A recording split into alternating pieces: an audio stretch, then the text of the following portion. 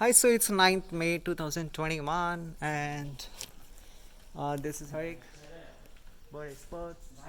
We have done a complete setup. Only the feeder and water I have to fix inside. This is a beautiful, beautiful aviary, which were designed by me, and we have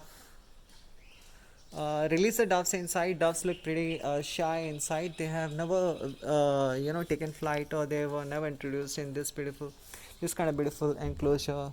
That's why they all are sitting down. They are refusing to stand. I mean, sit on the perch. They are walking now. They seem little bit comfortable now. Yes.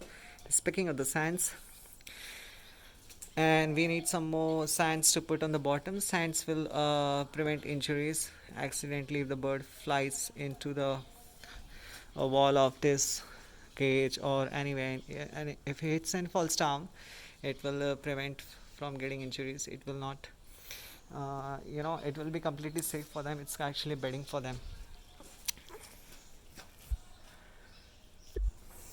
So it's a very small door from there where they're going to give them food and water. They are looking very, very scared now. um, this whole flock is gathering together. This one is, yeah, little Frank. Wow, see the setup inside, beautiful branches, all natural. I'm also an aviary architect.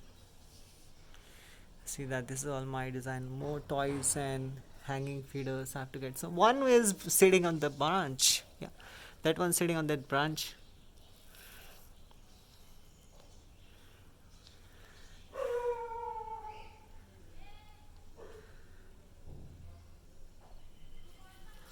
So earlier they were in this small cage.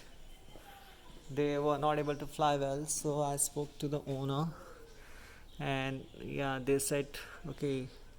They agreed when I told them to make a bigger enclosure for doves.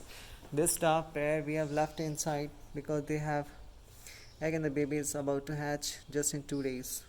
So that's why we refused to put them in that enclosure.